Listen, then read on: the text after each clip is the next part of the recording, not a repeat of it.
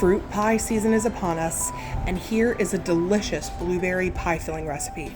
So you want a nice deep pot, look at my lemon nails, and then you'll need 4 cups of washed blueberries. I have this 3-cup measuring cup that's also a colander from Pampered Chef, which I love.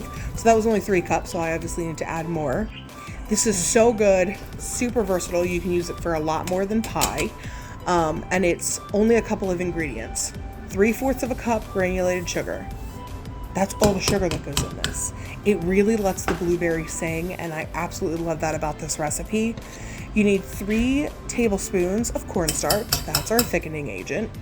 I used this recipe for the first time, I think probably 4 years ago, and I won't use anything else.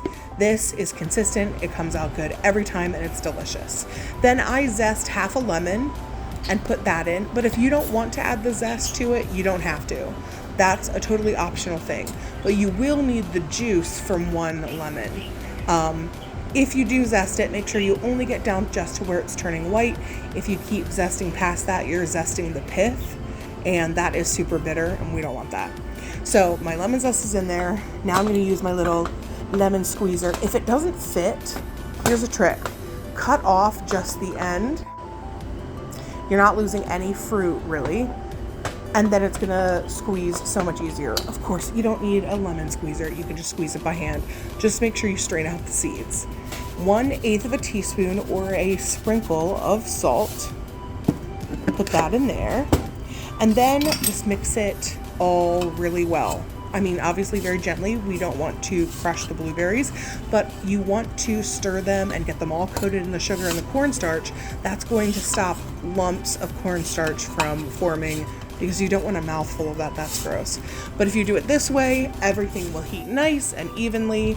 Put it on medium for about 20 minutes.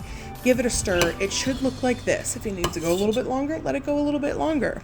At this point, we're going to add half a stick of unsalted butter.